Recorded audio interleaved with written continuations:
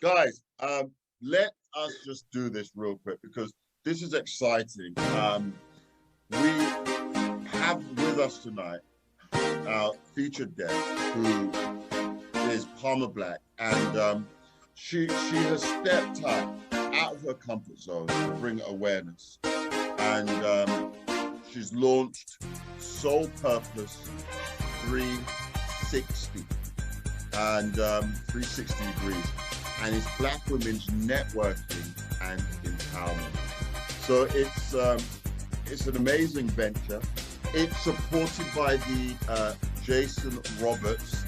He's an ex-footballer. I've had opportunity to interview Jason Roberts, interestingly, many years ago, and his foundation is behind the Soul Purpose 360. And tonight we have the CEO, right? Paula Black with us, Palma Black, let's get the name right. And she will be explaining to us exactly what Soul Purpose 360 is all about, and the journey, and you know what we're gonna do, guys.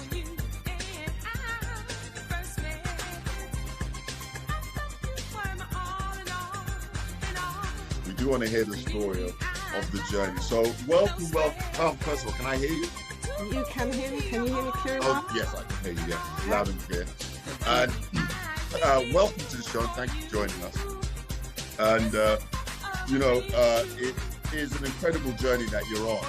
And it's just great that you've seen fit for yourself to take up the torch, to shine light on this story, this subject, this journey, and what made you do that? What made you pick up the torch on such a, I mean, it's a huge undertaking, isn't it? Black women's networking and empowerment. What made you pick up the torch and follow that journey, that course? It's hi, so thank you so much for having me here, and I hope I don't bore everyone to tears. It's actually not the first time that I've done something like this.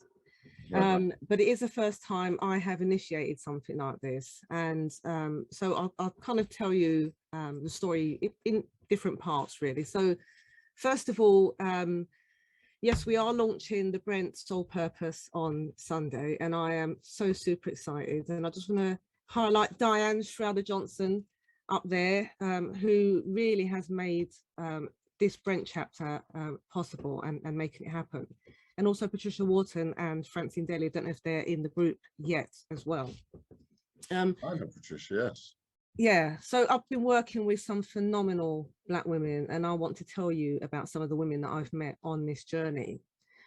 So Soul Purpose is first and foremost a coaching and mentoring and training social enterprise. It's registered as a community interest company. And I also host, I believe it's the first and only national network of women that are active in the community development space. And that's a really, really special thing for me. So I set it up January 2020, and I'll talk a bit more about why I set it up in a while. And the aim of it really was to establish local groups, to use my experience and my knowledge of working in communities for many decades, to reach out to Black women who probably not doing much with their lives. Women just like myself who experience lots of personal challenges and just get bogged down in the day-to-day and just end up, just living day-to-day and not really living fulfilled lives. But also to be a support and a resource to women that are doing work in the community development sector, because I can tell you without a shadow of a doubt, there are lots of us, we don't know where each other are, we're doing the work on our own, we're experiencing burnout repeatedly. And what we really need is to get more women in the space to lighten the load for those that are doing it. Now, hold on, can I just stop you there just briefly? What do you mean when you say like women not living full lives like yourself? I mean, what's going on? Well, I will explain how it all came about. And it is a very personal journey, which I believe I have a duty to share it, because I'm finding that it is inspiring and motivating. So that is the stepping out of my comfort zone. I'm used to talking about policy and strategy, but when talking about myself and relating that to what I'm doing, that is something which is quite new to me, and it's something that I feel almost compelled to do. And I think listening to Diane speaking about what she's gone through and listening to some of the other women in my network talking about what they've gone through, I think that there's something about that being a missing piece, about being open and honest and sharing your story and using that to inspire and motivate others. It's challenging, don't it, sharing your story, because it's you, and sometimes, you know, you're making yourself vulnerable, and you know, some people are like, me don't want to tell people my business, Absolutely. and you know, Absolutely. so and in our communities, that's how we were brought up. Nobody go and tell people your business, and you know, so good Yeah. Lord. It really is, and I will touch on all of that in my journey, so to speak. So what is the Black Women Empowerment Networking and Empowerment Circle? At the moment, we are a national network, and I would say that we are positively minded, uplifting Black women with a shared interest in all things community development and also personal development, because we recognise that the personal development is so important, and that's really what I want to try to bring to women. So I'm also a trained personal performance coach, and I coach and motivate women, and having some amazing success in changing women's lives around, and that I feel really special that they allow me into their lives, that they share, that they're open to learning and growing and changing their lives. So it's something that I want to bring to women around the country, but recognizing I can't do it all myself, and that working with other women is the way to do it. Yeah. And in this space, so we have a WhatsApp group, and what they do in this group is absolutely phenomenal. They share their skills and their knowledge and experience with one another. I've seen some collaborations happen in there when women have just met each other, and synergies happened. They've gone on to develop partnerships and businesses. They've gone on to help each other. There's a lot of encouraging women to live their best lives. We actively encourage women to come in there and boast. You know, tell us about your successes, share with us awards. Let's nominate and promote each other in that space. Let's You push. find the value of them boasting.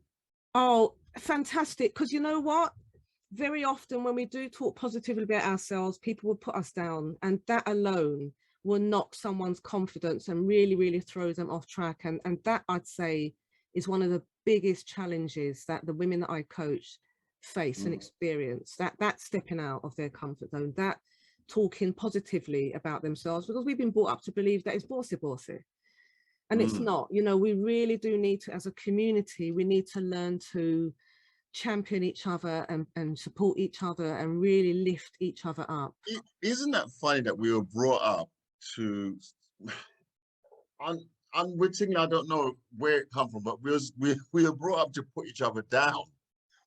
And what we're learning now is no, Yeah, you're meant to big each other up. and you know, when I think about that, I almost think it almost like harks back to the days of slavery. Yeah.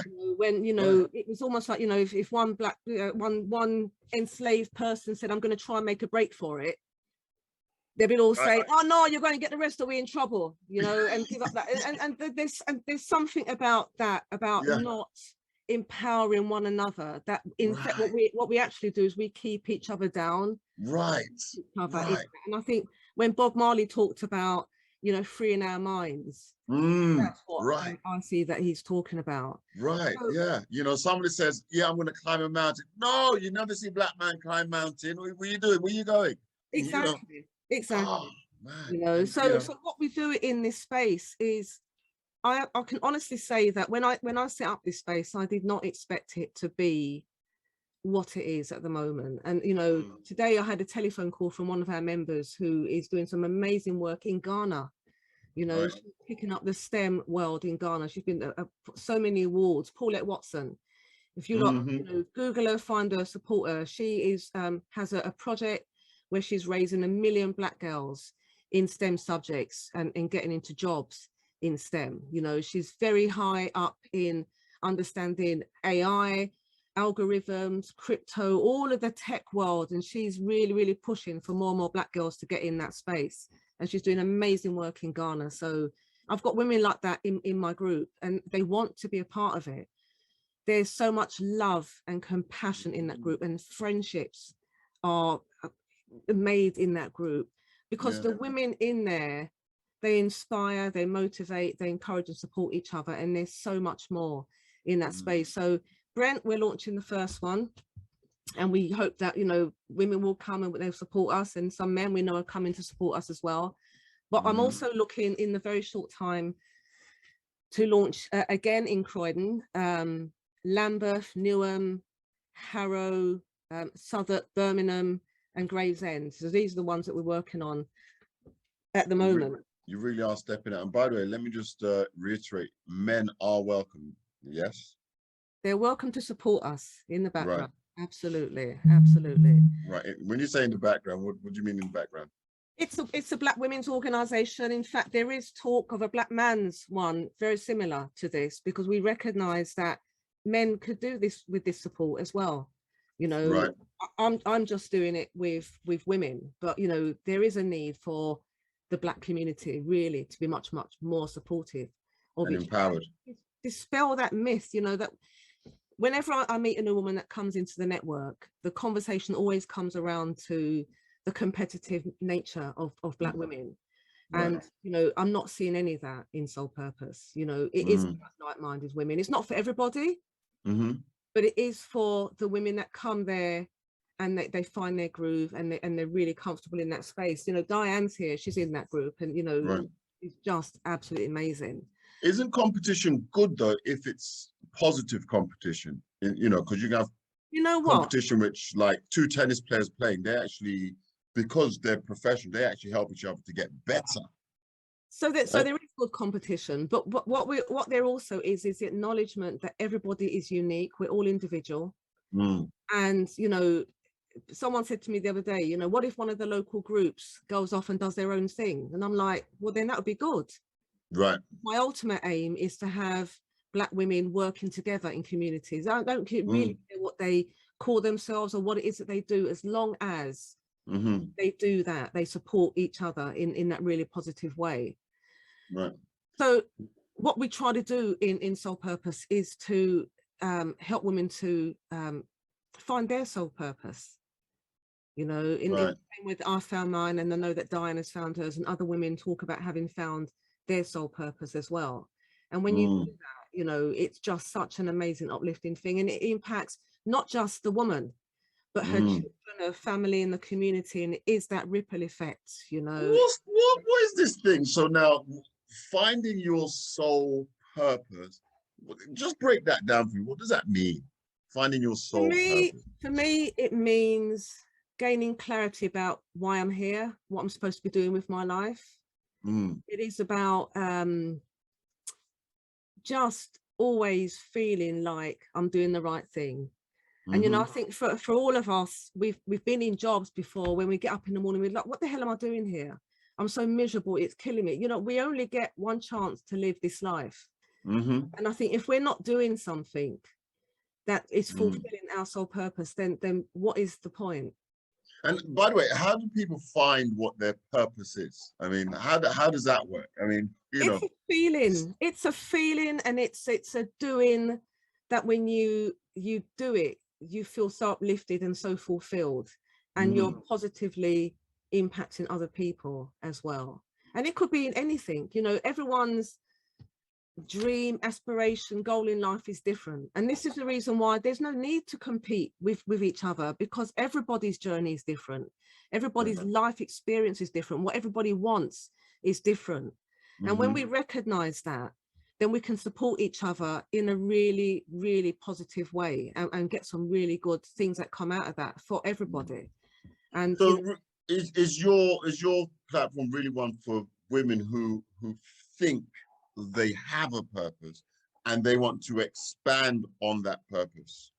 So in the network, we have women at all different levels. We have like those like Paulette and others who are on their journey, they're making waves, they're doing phenomenal things. Then you've got people who are just starting out, who've got an idea, something that they want to do, you know, it's been bugging them for a long time. They're not sure where to start. And then you've got those who come because somebody else has told them about it, and they haven't got a clue what they want, you know. And then through conversation, you start saying to them, well, what do you really want?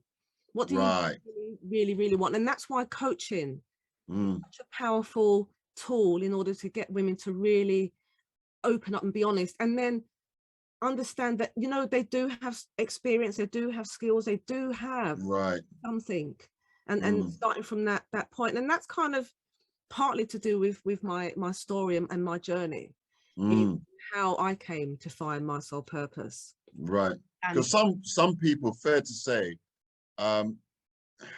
just through life, perhaps the life they've had and whatever, they've been so self-sacrificing, so to speak, for everyone else. They haven't really got around to thinking, what do I really want? You know? Absolutely. And would that be people you're trying to reach out to, or is that, how do you encourage those type of people? Absolutely. There are, you know, some of the women tell their friends about it, and, you know, in that conversation they're having with their friends, you know, a light bulb begins to shine. And, you know, they will get in touch with myself, you know, and I always meet the women that come in. I'm happy to take time out. I meet them by Zoom, have a conversation with them, and on a very personal level, because very often these women have been or are going through really deeply personal stuff, and that's the thing that's holding them back. It could be, I don't know, history of domestic abuse, divorce, it could be grieving, it could be depression, it could be anything. And when I begin to talk to these women, you know, there's a saying that you can take stones and you can throw them, or you can build with them. And very often it's about letting them understand that their experience is something that they can utilize to bring benefit to others and serve themselves as well, because they have that lived experience. And so it's sometimes just about turning that on its head. You know, you've got women that are running big organizations, domestic abuse organizations. Very often these women have experienced it themselves. People who in the group who run organizations that support families with children with special educational needs are women with children with special educational needs. Of course, yes. You know, so no matter what you're going through, you know, it depends how you want to look at that, how you want to see that, how you want to receive that in your life. You know, do you want to just sit in that corner, feel sorry for yourself, or do you want to grow from that and bring joy and benefit to other people's lives? And in the group, this is what women are doing in the group, and it's absolutely amazing that you can move somebody from being a victim of domestic to being a survivor to being somebody quite awesome that they themselves could never have imagined that they could be living such an awesome life. And it really is an amazing space. So really taking that negative mindset, which happens to us all when we're in a situation that probably never expected we'd be in, and turning it into something positive. Absolutely. Are you linked up with organizations like I don't know, the Samaritans or Talking Therapies? Or we have women in our group that are from all those organizations. We've got women in there who are counselors and psychotherapists, who are nurses, who are entrepreneurs. I mean, they come in all shapes and sizes, all job professions, from a range of different backgrounds. So you get referrals from them? No, they're in the group. They're in the group. Women will post in the group a question and somebody will respond. And without my even knowing, they go off and they support each other. They'll meet each other on Zoom. They'll exchange text messages. And then they'll come back and say, wow, I've had that conversation with so-and-so and they changed my life. I feel. And I can just think of a lot of people that could definitely use your kind of services, you know. Well, you know, because depression's not a good thing, you know. And people wallow in their depression. They lock themselves in their house. They're not going out no more. They're just going to isolation mode. Right. And which is the worst thing you can do, because it doesn't. Well, do you know what? You know, I've been there. I've been like a lot of the women that come to Soul Purpose. I've been there. I know exactly what it feels like to just want to shut yourself away. You can never come out. But I'm doing what I'm doing because I love it. So Yeah. let me tell you a bit about who I am. Like I said, this isn't the first time round for me in terms of doing something like this. So I'm born and grew up in Lewisham. And in the time when I was growing up in the 70s, as everyone knows, the National Front were very big in Lewisham. So from a very, very early age, primary school, secondary school, us black kids, and there were few and far of us in where I lived, were fighting the racists on the street, quite literally. I mean, my life was shaped by racism and sexism as well. I managed to go to university and I was doing applied biology, and I left, and unbeknownst to me, my life will take on a whole different journey. I got involved in politics. I was a member of the Labour Party Black sections, and we set up the Anti-Racist Alliance back in, I think about 1989. In fact, it was November the 20th we set it up. It's coming up to the anniversary. I got involved in politics simply by meeting somebody at a wine bar, them inviting me along to a meeting at Lambeth Town Hall. It was an ANC meeting, and wow, it blew me away. You know, I met people who were imprisoned with Nelson Mandela. I listened to the testimonies of people from South Africa, and I thought to myself, I want to be a part of this. I want to be a part of something bigger than myself, something which is about creating change. And so that, for me, as a child, I always wanted to help people. So my first thing was I was going to be a doctor. Right. But I got involved in politics, and in being involved in the ARA, I was able to be a part of changing the law to make racial harassment and violence a specific criminal offence. Because up until then, if you ever brought race into an argument with the police, they put it down to a civil matter, or they just did not take it into account. Right. So just being in that space, I was able to change the law. I was instrumental in setting up the Stephen Lawrence family campaign. I was with the family less than 24 hours after Stephen was murdered, and spent the next 6 months in the home with Dorian and Neville and the rest of the family. I was in my early 20s, and it was absolutely huge. I remember, you know, being in that environment, you know, with the whole family, the grieving, the shock, and all the rest of it, and really kind of explaining to Doreen that what was happening in the area where she lived, at the National Front, the British National Party, BNP, headquarters in Welling. And Stephen was just a long line of young black men, boys, that had been killed in that area. So Roland Adams was 15 when he was killed in Thamesmead.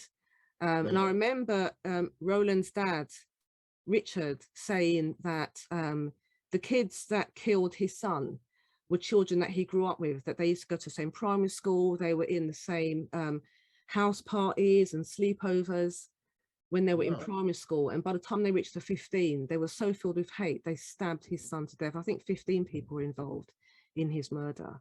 And that was my first intervention in anti-racist politics. But I was so fired up. I was so fired up that I just knew that I could make a change here. You know, so I was probably one of the only black women. There were few and far of us in that space, but there were some amazing black women in the area that had been actively involved and were campaigning for a very, very long time. I was also instrumental in setting up the Kick Out Racism campaign, which is going today. I think it's called Kick It Out. Yes. But they wear the armbands. So from a very young age, I have found myself in places where I've been able to influence policy and influence change. And I believe that everyone and anyone can do that. It's just about being proactive and doing something about it. And that's exactly what Richard Adams said. And really telling your story as well, isn't it? Absolutely. You know, getting out the house, really. I mean, so that's the first step. After the ARA, I became a single parent, and I'm pleased to say that my daughter is graduating in a few weeks. I can't wait. Congratulations. Thank you. When I left the ARA, I was living in Croydon, and I became... What does ARA stand for? Anti-Racist Alliance. Right. Okay. Yeah. So I worked as, well, I didn't work. I was doing volunteering. I started in the ARA as a volunteer actually, and then ended up with a job there. But I was also on the national committee as well. So being a community activist in Croydon, I took my experience from the national politics and took it into the local, and got really, really stuck in, very much like what Diane does in Brent. Yeah. I remember I was asked to organise a conference in Croydon. So it was the first time that we were having this Black Health and Social Needs conference, and we took over the town hall. And what we did was we had the directors of like housing, health, education, social services. We had the business leaders come down. We had the head of the voluntary sector come down, and we had lots of workshops where people were talking about what it meant to be Black in Croydon. How it was that we were receiving or not receiving adequate health care. We talked about inequalities. We talked about things like diabetes, low childbirth weight. We talked about the high teenage pregnancy. We talked about everything. There was a lot of issues, clearly. Loads of issues, but we wanted a day where we could give Black people a chance to have their say. And what we did out of that was we enabled the directors of those departments to hear directly what was going on, and what they did out of that was to begin to change the policies, to change how they were delivering services. I'm not saying that, you know, it was a panacea and it changed everything. It opened up dialogue. Right. It genuinely did. So one of the things that happened was diabetes was a big thing, and it is a big thing. Out of the work that we did, we ensured that when Black people and Asian people went to their doctor's surgeries, they were tested for diabetes, because very often people will have it for 10 years and not know about it, and doctors would not offer the test. And so what happened was people became much more aware of diabetes. Yes, incidence of diabetes went up. Right. What would happen if you go for 10 years and you don't you get worse? I mean, what happens? 10 years, if you have diabetes for 10 years and it's not recognized, don't you really have serious problems? Absolutely. It's a silent killer. So therefore, were they not notifying the Black and Asian patients, but notifying the white patients? Do you know what it is? A lot of it is down to the way that we as people live our lives, the food that we eat, the exercise that we don't do. Diabetes is a lifestyle choice, particularly diabetes type 2. You know, I did some research back then, and one of the things that really came out was the fatalistic mindset and attitude that people were having towards getting diabetes. You know, it was in their family. They know they were going to get it. They got it. They were like, oh, well, I got sugar and there's nothing I can do about it. And then they go back to eating their yam and banana and potato and all of that, and just carried on with their lifestyle, and not realizing that actually what you need to do is change your lifestyle.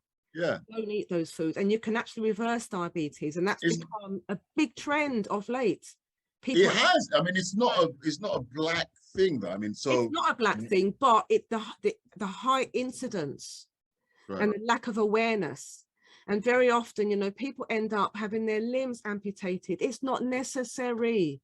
People end up going blind. It's not necessary. We can, as individuals, take better care of our own health and make sure that we are doing the right thing. So a change of diet, a little bit of exercise, and you can reverse diabetes. You can. There's a fantastic guy called Simple Tings, who changed. He was given a type 2 diabetes diagnosis, and I think within 100 odd days he'd managed to reverse it.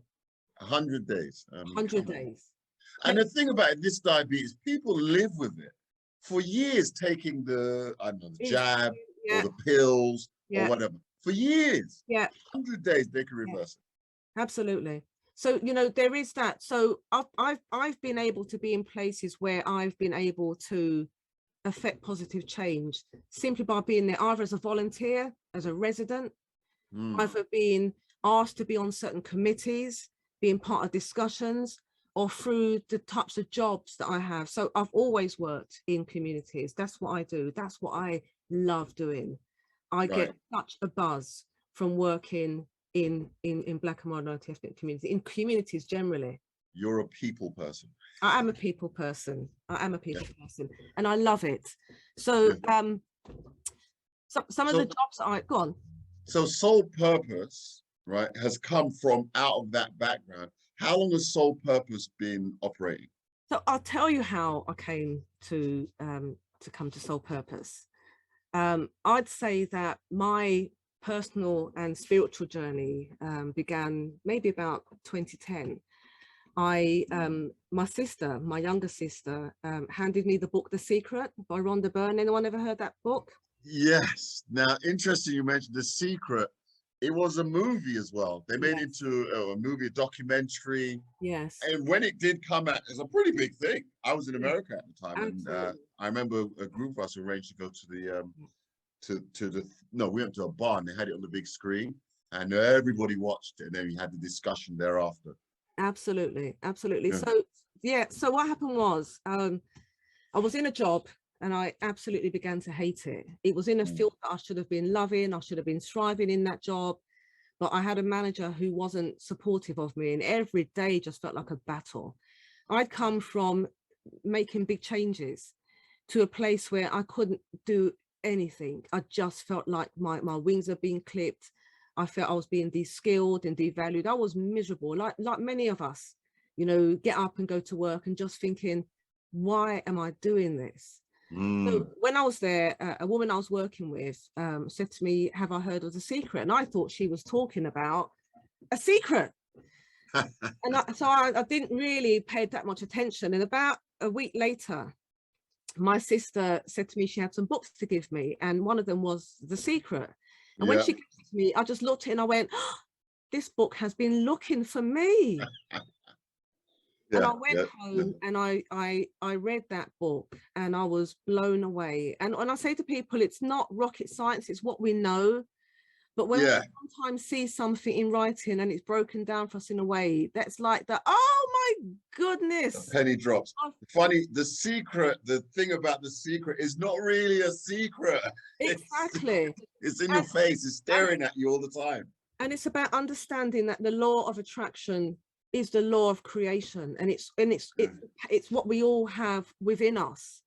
So after being on my journey for a good couple of years, I was doing lots of reading, I love reading and I love research. I like to get down to the detail. I like to understand how things work. So if you could see behind me, but you can't, I've got tons of books and I've read them all. I do love to. You're a reader. I'm more of a visual person. You like to read. I'm a reader. So what happened was, about this time, my sister became ill. And she didn't just kind of like gradually get ill. I got a telephone call one day saying that she was in hospital and she was in heart failure. My sister was only a few years older than me. So I rushed down to the hospital, and it turned out that my sister had Cushing's disease. You can look it up.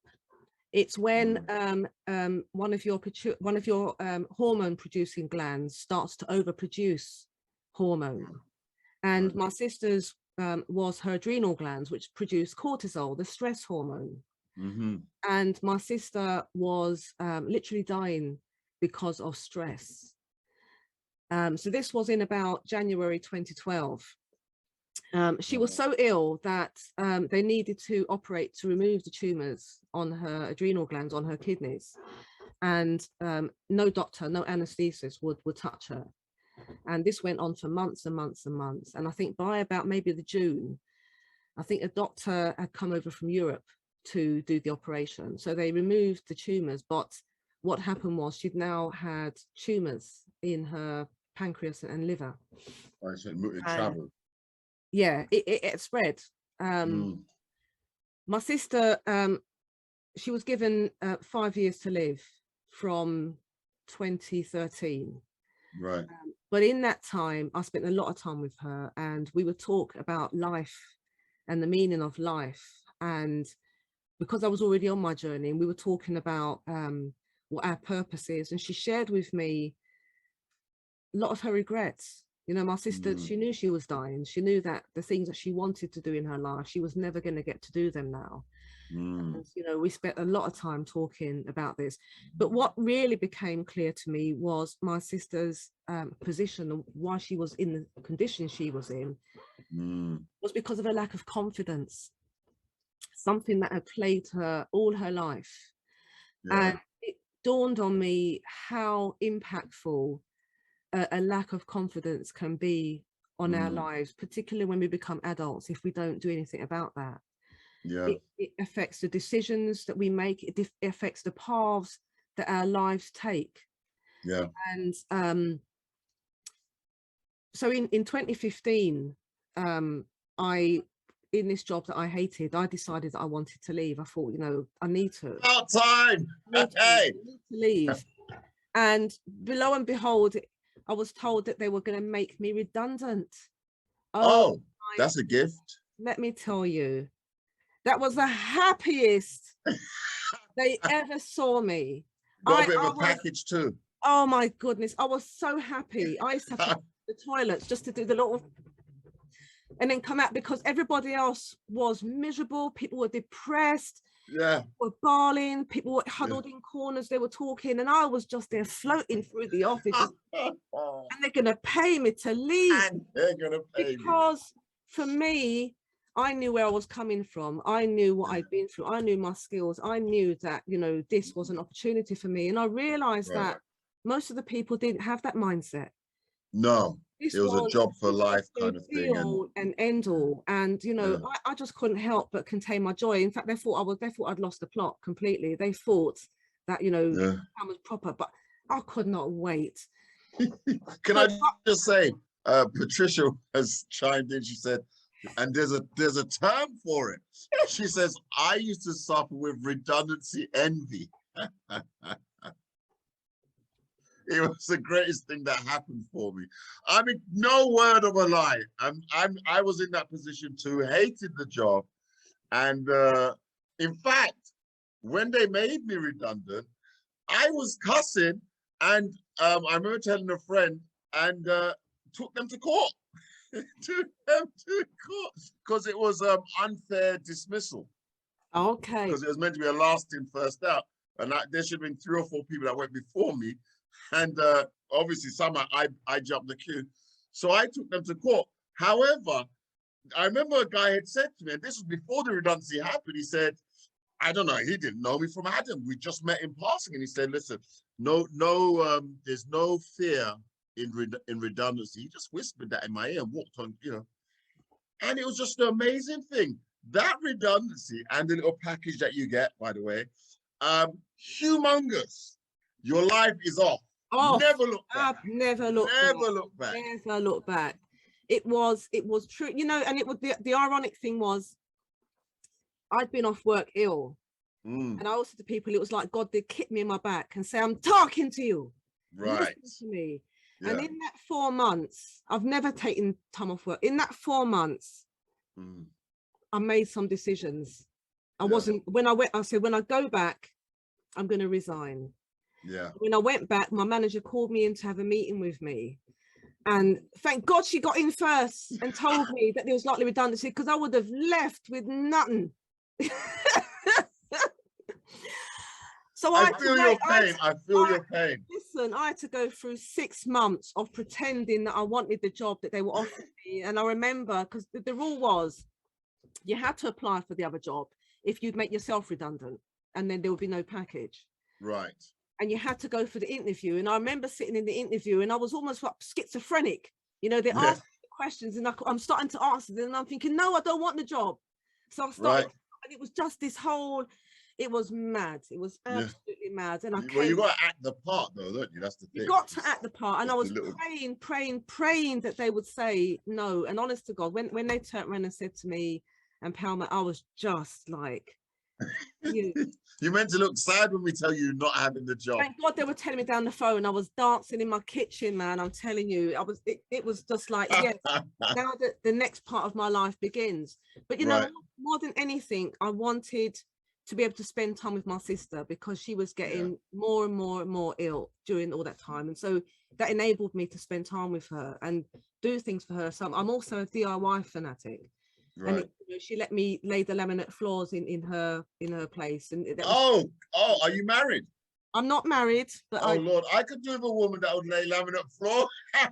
I've done more than lay laminate floors. Trust me, I'm And proper. can pop a shelf. I'm proper. I've done tiling, underfloor heating, Good Lord. kitchen. I Now, do ladies everything. in the building, come on now, take note.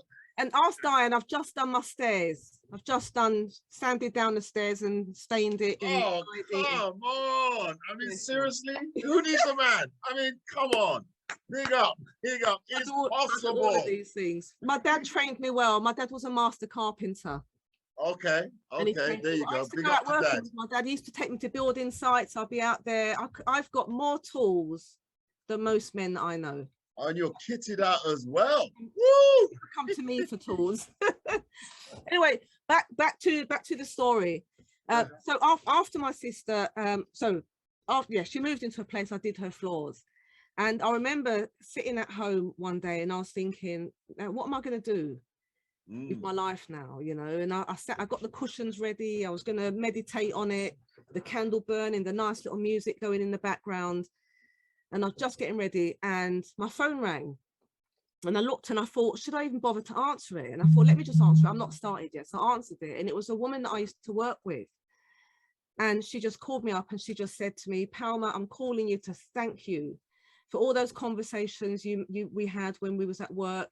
She was calling chapter and verse. I didn't even remember half of this stuff. And she was telling me how impactful I've been in her life. And she said to me, that's what you should do with your life, Palma. Right. And I thought, you know what? God made me answer that phone. Because I was just about to be there asking him, and he came through with the answer. And yeah, So big up I your trained prayers because you said you were praying. big up Lisa. So I trained as a personal performance coach, and I set about organising a national conference, and it was going to be for women and girls, black and white, and it was going to be about confidence. And an international events management company found me on LinkedIn, and they were working with me on this event, and the date was the 16th of October 2018. It was going to have 5 zones. We were going to look at health and well-being and employment and all sorts to do with confidence.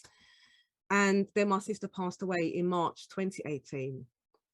And even though we all knew that Pauline was going to pass, when she did and how she did, it was so hard. It was so hard. I was with her right till she took her last breath, and it was the most agonizing thing, having watched my sister just deteriorate over all those years.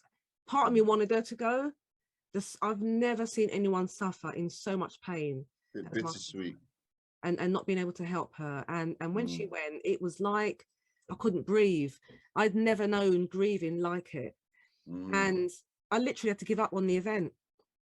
I didn't have the energy to go through with it. And I remember ringing up the company and saying to them, let's cancel it. I can't do it anymore. That was really, really hard. I'd never done anything like that before. And I knew that I just needed to grieve. I just needed to take that time out and just get my head straight. Because it wasn't just that she died. It was 7 years of that being our life. Was, every day it was, how's Pauline, on the phone, back and forth, sitting up through the hospital with her. That had become my normal. And here I was without that to do, and it just felt weird, and the grief was really, really hard. So I set about doing this event, had to cancel it, and I just kind of got back on with my life and just got back on with going out to work and doing something, just getting on. Right. About a year later, I was sat at home and just reflecting on where I was and what I'd been doing. And I just thought to myself, what happened to me? What happened in that moment when I had to cancel that event? Yeah. And I remember reaching out to my laptop and just finding some Black women on LinkedIn because I wanted to ask them how they had got where they were, and if they had any personal stuff that they'd gone through, and if there was any advice that they could give me. It's not something I would normally have done. These were complete strangers I was asking to share your personal stuff with me.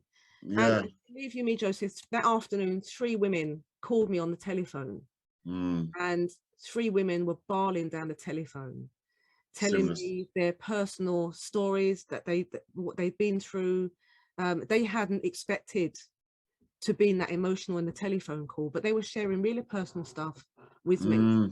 Yeah. And they talked about their personal characteristic. We talked a lot about determination and perseverance, and about the importance of resilience and that self-belief and confidence, and all about that stuff, and all those words that we know. Sometimes it's easier to say it to a stranger as well, though. Do you know what they Right. said to me? Nobody had ever asked them. Nobody asked.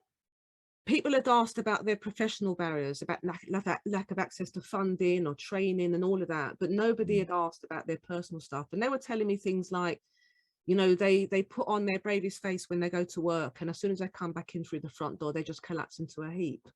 Yeah. And they pick themselves up and they go back out again. Yeah. And that is so common about people, but I think particularly about Black women, because people expect us to be strong. They expect us to just, you know, dust it off and carry on. Yeah. Because very often, you know, we're parents, we're wives or partners, we're carers for our older members and family members. Holding it down. We have to be that. And so there's never a space where we can be vulnerable, where we can say, I've had a really shit day and I just want to sit there and cry. And you know, we have women in the group that they know that they're able to do that. They know that they will get a receptive audience when they just want to come and say, I just need someone to just hear me out and lift me up. And the truth be told, men too, we all need that moment where, you know what, and we just need to let rip, just get it out the system. Absolutely. So what happened was, cancelled the event, started talking to these women, and I thought, there's something here. There's something that I can do to support these women. So I decided in that moment I was going to do some research. I was going to call it Cultivating Black Women for Social Change. I wanted it to be something that I was comfortable doing, because I knew I had the skills to do it for my community development. And I knew that my skills in my coaching could bring some help in this space. And so that's kind of how the network came about. And so what it is that we want to do is to roll out this into the reach of every Black woman. So my big vision for Soul Purpose is having armies of Black women up and down the country that are there supporting each other, but more importantly, that they're affecting social policy change in the areas where they live, so that we're sitting back and we're not passive anymore, that they're filling those spaces. They're at those tables where I used to be. They're at those committees, they're making those decisions, they're making those changes. And so we stop sitting at home and complaining and feeling powerless. Actually out there and doing stuff and doing stuff, setting up businesses, setting up projects and programs to help other people, and really finding their soul purpose. And here's the thing, we can do it. And as you've been with the Anti-Racist Alliance at that time, because you was on the board, you had a voice, and because your voice was heard, the change, because it all starts with conversation, doesn't it? Yeah. You know, and that, so obviously, if women would get out there and, well, get into the positions. Yeah, I'm only working with the women, but like I said, for me, the message is the same for the men as well. Yeah, you know, get yourself into the position where your voice can be heard, right? Yeah, absolutely. And there's ways in which people can do it that they're comfortable with, you know, but it is. And that's your skill though. Your skill is, you know how to get to those positions. That's what you do. And so this is what we're going to be teaching people in Soul Purpose. You know, we're going to be opening doors for them. You know, there are women there who are in those spaces, and it's lonely. It's lonely when you're the only Black person around that table. You know, when you open your mouth to speak, and it's almost like they go, oh, here we go again with the racism thing. You know, but it just takes persistence, and it takes other people to back you up in those spaces for change to happen, for big money to be redirected. You know, I've seen it happen. We were talking about that there's a lot of money out there, But in our community, we don't ask. And sometimes there are people in the positions where they could be asking, but you know, the mind, it turns against you. Oh, they won't give me the money because of it. And you turn yourself away from asking, what is there for you? You know what? When I worked for the Housing Association, we had some grants for residents. Money, proper real money. And I'd go out into the community and I'd say to these people, oh, they would be telling me, what you should do is this, you should do this. And they had brilliant ideas because they live there. They know what's right for their community. Right. They got the connection, they got the trust of the people. It's better than somebody like myself coming from the outside and telling me what to do. And I'd say to them, fantastic. Do you know what? I've got some money that you can have. I'll give them the information. They'll be like, no, not for me. Don't want it. And I'd be like, but it's free money. It's yours. You can take it. And they'll be like, no, because they're gonna want the money back. And I'll be like, they don't want the money back. Yeah. The money is yours to do with, you know. And then the people that do it, and they start to flourish and thrive, then people will be saying, look at them. And they'll be like, but you had the chance too. Right. No. So what is it about our people that when we're offered these opportunities, we're not taking it? Because we don't have the confidence in our abilities to do it, and there's that fear. Right. You know, and I believe that all of these things can be overcome. You know, let me ask you, because confidence is everything. Soul Purpose, did you set up during lockdown, before lockdown, or? So I set it up. I registered it formally as a limited company in September 2019. But so how did lockdown affect the development of? Hugely. Lockdown affected me hugely because my work is out in the community. And we were all locked up in our homes. So the initial plan to roll out the local groups started in February 2020. Did Croydon, was going to move on to Newham, had to do Newham online. But then what happened was that the WhatsApp group became a national group. I've got women from all over the country in the group. So February 2020, lockdown happened March 23rd. So 6 weeks. So you may have been planning things for live events. The whole program had to be shelved. And I didn't want to do it online. I didn't want to do it as online because it's a highly personal thing. The connections, the energy that happens when you're together in that same space is absolutely fantastic. And that's what we want to try and do, is to make sure that we've got local groups and the national group. That's so great. During the lockdown, did you not stop entirely? No, absolutely not. There was lots going on online. So you went to Zoom or to we went on Zoom. Do you know the tragedy? So after we launched in March, come April, my dad died quite suddenly. We wasn't expecting my dad to die. And again, here was I, not having got over my sister dying. My birthday happens to be in April as well. So we had my sister's funeral 2 days after my birthday. And my dad died 2 days before my birthday. Now hold a minute, because this is just loaded. Good Lord. Because it's fair to say then your dad died during the beginning of COVID. Yeah. Funerals were not allowed at that time to add. Do you know what? I can't even begin to tell you what happened with my dad and how it went, because you're recording this, so I won't go there. But what I found happened was the women who were already in the group, they were absolutely phenomenal. I'd set it up to be a help and resource to other women. Right. They were doing this for me and holding it together. And it was absolutely fantastic. And so that's how 2020 rolled out. So they actually, you set it up to help them, and they were there for you in your time of need. Yeah. And to help you through that. Absolutely. Amazing. It really was. Thank you. It really well was. Done.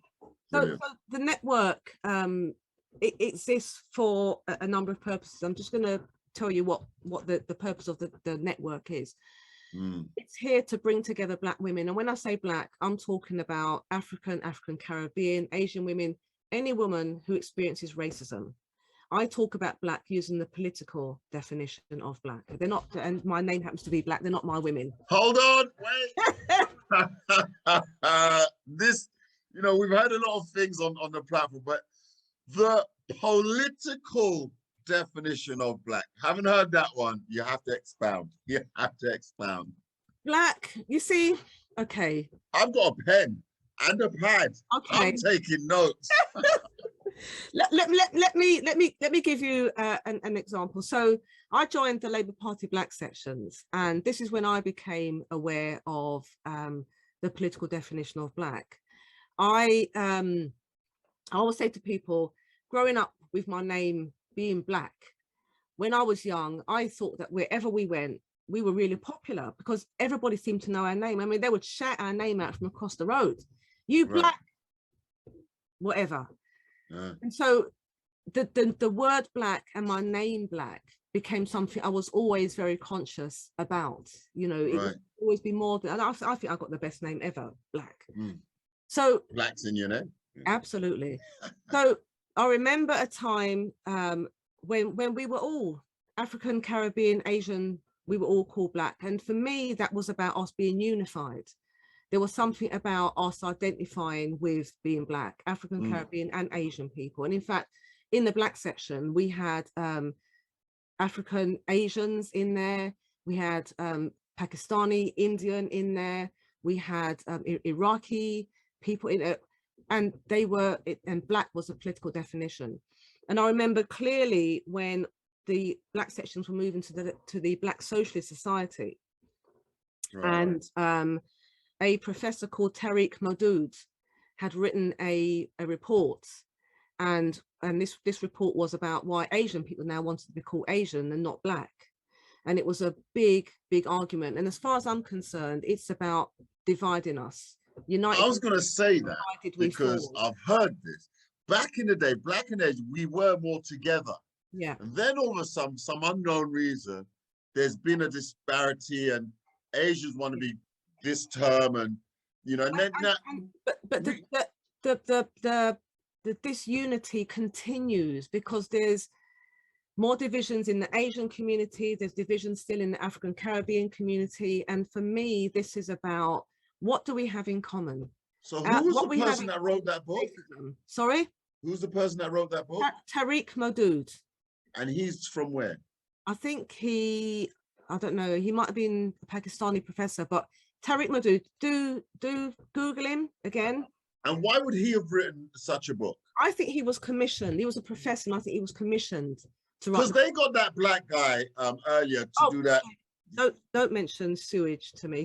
Tony Sewell. Don't mention. Yeah, to do and say everything's all fine and dandy. Well, we know it's not fine.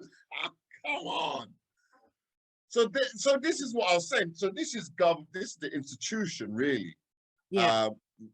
Doing their little maneuverings against us, divide and conquer. I've seen it up close and personal, and I understand how politics work at a national level, at a local level. I understand how it works, and I am so determined to get black women in those spaces to make those changes.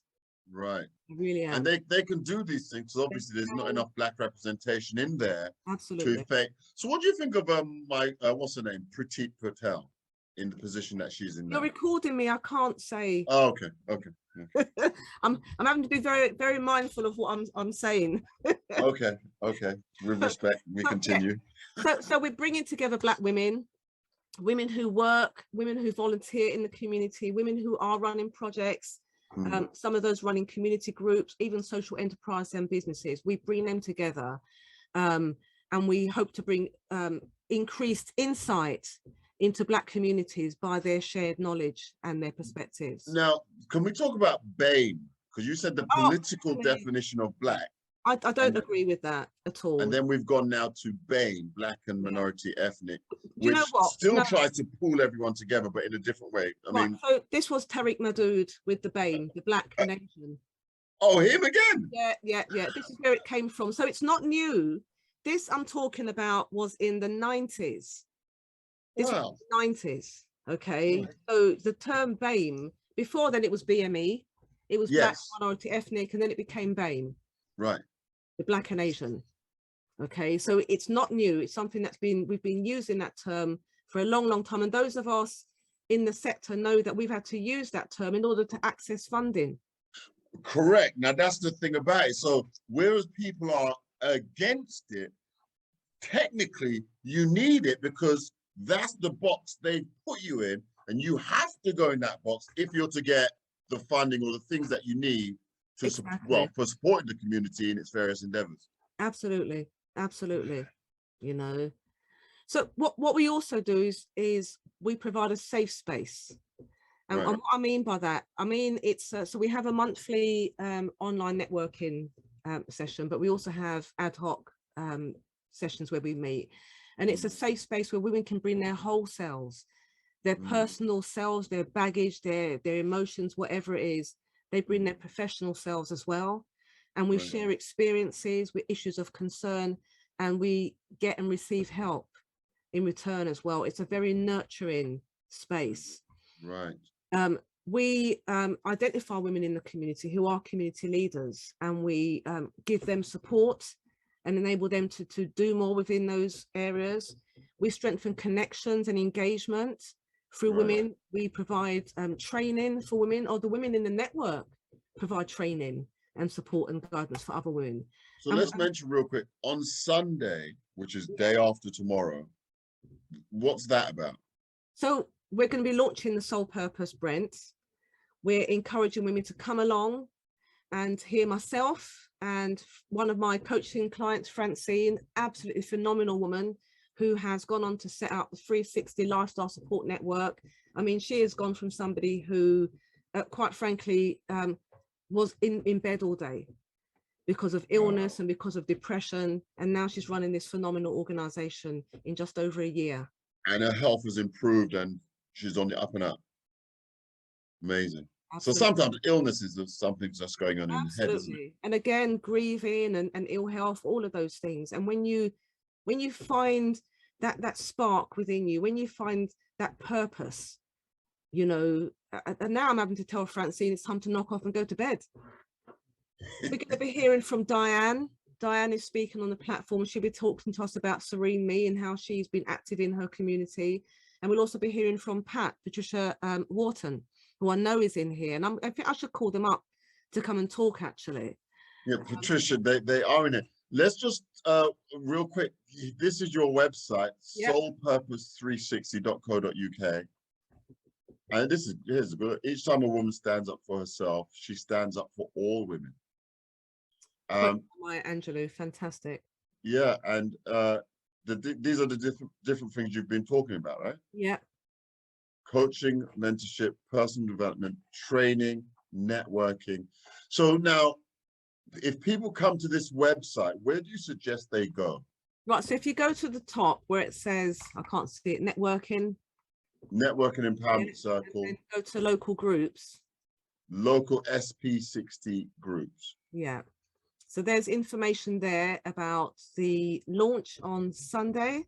If you scroll down, people can either click to join the Brent Soul Purpose, and they can also click to join the national group as well. So this SP3 local group, click here, yeah? To inquire about, right. It's the one with the Brent on the other side. Yeah. Oh, this one. Yeah. Right, so that's for the Brent one, and this is for local group in their individual area. Yeah, all the way across the country. And these local groups would be initially online. Yeah, no, they're all going to be done in person. Okay, okay. Yeah. Look, Kez is saying she'd like to get involved.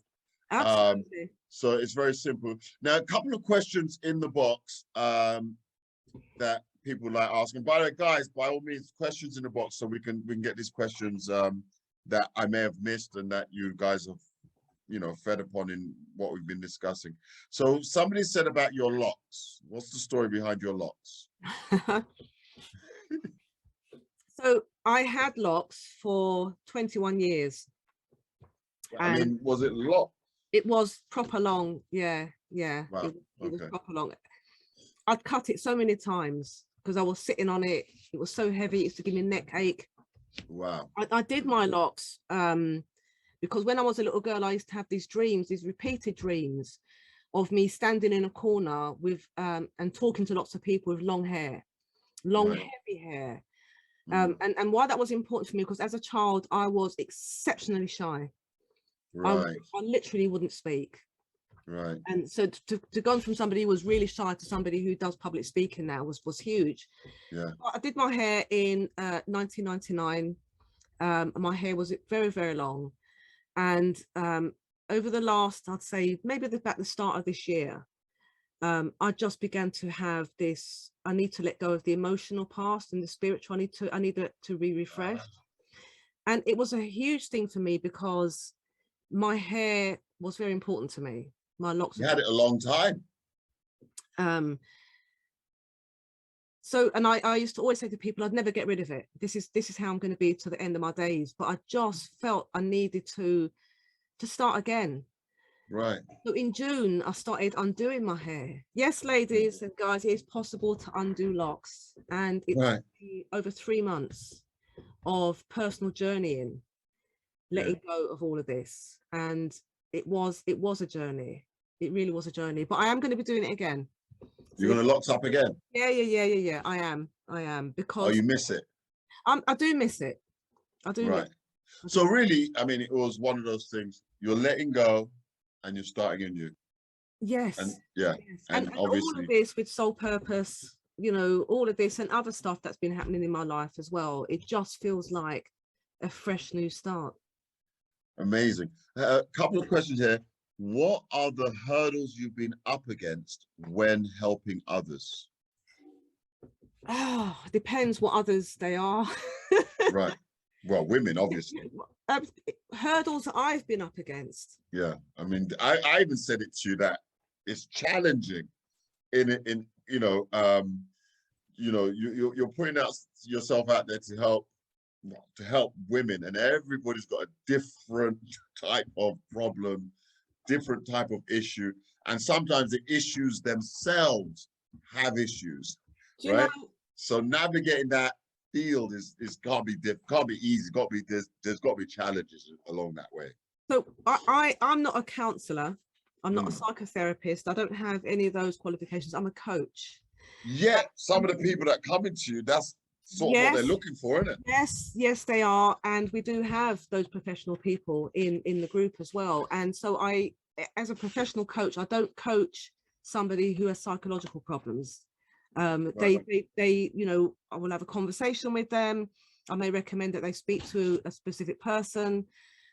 Usually I find that when somebody starts to open up and they begin to talk about what's ailing them, they begin to see that they can make decisions about changing their lives themselves.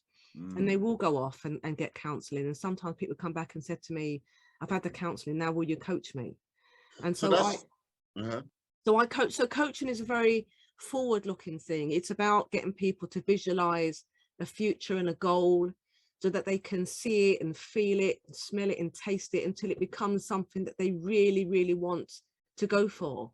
And then you help them to define that goal and to take little steps, tiny little steps. And I say to people, whatever you do, if you do a little something every day, it may be that today all you're going to do is make a phone call. Tomorrow you're going to send that email. The day after that you're going to do something else, and you start building those little steps from there. And once you start moving in that direction, your past literally becomes your past. It no longer defines who you are. It is about moving in the direction of travel that you want to be. And then again, it's back to the law of attraction. It's about that, being able to visualize something and being able to attract the things that you want in your life. And I tell you, I've had some amazing things happen in my life that I just think to myself, that could only be the power of God moving through my life. Yes. Amen. Amen. That's just too strange for it to happen that way. I'll tell you, I'll give you one example. I remember saying to myself, I was in a really bad place. And I said to myself, I need to make a decision. I'm going to make this decision. And I said out loud, what I want is, and I said this job, and I said the salary, and I said, in detail about what I wanted. Whole sentence, I just said it. Right. And I left from that spot where I was, and I went and I was ironing. This is within minutes. And then my phone rang, and I answered the phone, and this person said, "Is that Palma Black?" And I said, speaking, and said, "How would you like to be? Job title, the type of organization, and the salary." And I literally went, "No." I said, "You're gonna have to call me back." No, straight away. Call me back. I just literally needed time to take a breath. These things do happen. Yes. So I rang me back, and we had a laugh about it. And I said to him, "Are you in my head? Because I've literally just said that, and you just called me up." And I went on to go and get that job. Yes. And so I know that when your heart's in a good place, when you say those words, you know, God is listening, and he will respond to you. You just have to be receptive. It's the most amazing thing. And you know what I find wonderful about such things is that you can actually say thank you, and you know who you're saying thank you to. Thank you too. Gratitude for me is huge. Oh Lord, talk the things. Absolutely huge. I remember coming home from work one day, my daughter was screaming that the roof was leaking in her bedroom. Yeah. And I looked at it and I said, "Thank God I have a roof of my own to leak." There you go. Now I just go and get it fixed. Yeah, simple things. Simple things. Because some people don't have their own roof over their head. Some people don't, I have one, and it's leaking, so I can fix that. You can be fixed. I have a roof. Let's start there. So I'm in a good place. I have a roof. I have a roof, my own roof. And it's your own. Second question here. What do you think of safeguarding, and what are the issues you've been facing when helping these women with their rights? Right, so we do have a safeguarding policy. That's really important. And also as a coach, I'm guarded by a set of ethics as well. And even in my research, I am very careful about how I lead women in certain things. Fortunately for me, I've not had any negative things happen. The women that come to the group, like I said, they're like-minded women. And from conversation with them, and sometimes as Diane, I might call Diane and say, "Diane, I need you in this conversation," or I call somebody and we meet these individuals, and you know, we will guide them and give them the help and support they need. I have amazing women in the network that I know if I can pick up the phone and say, I've got a woman that needs your help this evening, they're there. The power of networking, the power of positive thinking, a law of attraction, and the need for gratitude. Oh Lord, amen to gratitude. So important. We have been in discussion with Palma Black of Soul Purpose 360. Now, just briefly, is there anyone in the room that would like to ask a question as opposed to writing it in the chat? I think we should call in some of the Soul Purpose ladies, to be honest. Okay, so let me just hold on. I'm allowing people to unmute themselves. So you guys to be limited time though. Just make sure they know it's limited time. Yeah, that's right. So one question and that's it. Yeah. Right. So ladies, you can unmute yourself if there is anyone that wants to ask. Oh, Rosie Wright is in the building. Big up, Rosie. What's up, Guan? Good to see you.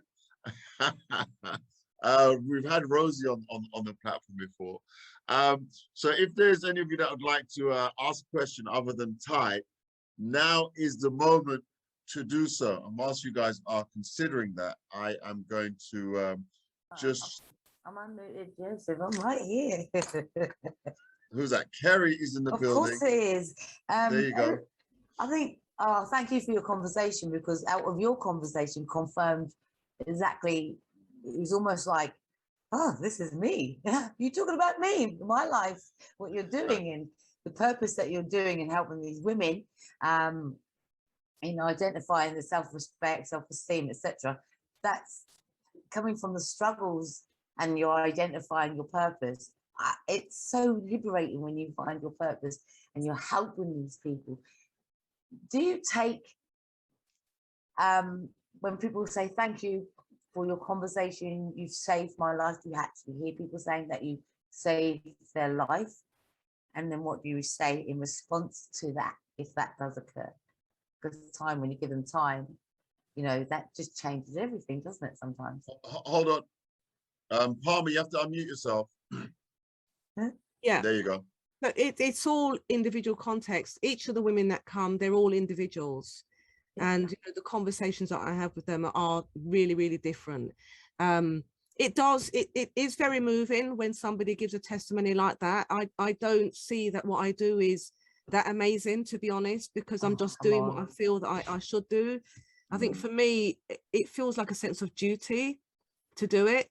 But like many women, I find it hard to take a compliment.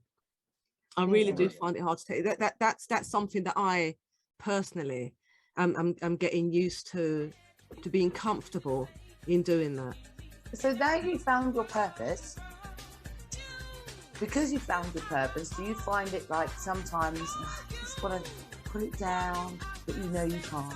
You've got you're right to see this all the way through now. It doesn't feel like a drag. I have made the most amazing friends through this network, you know, honest to God, it really is. It's just been such a life-changing thing for me as well. As much as I give, I receive. And that's one of the things that I always say to the women that come to the group, you know, what can you give, but what do you need? You know, so what I want to say to people, because what I identify in this journey, the whole journey, is that when you create that platform, you create opportunity, training, self-esteem, the awareness, and it's almost like, yes, you do need to use the word that is recognizable, recruit people like-minded to get that message out there that they're not alone, right? So I'd like to collaborate with you. I do suicide prevention and domestic abuse, against domestic abuse, and all these hurdles that lower our self-esteem, that make people very vulnerable, end up with labels upon labels and upon labels, and I'm about removing that stigma.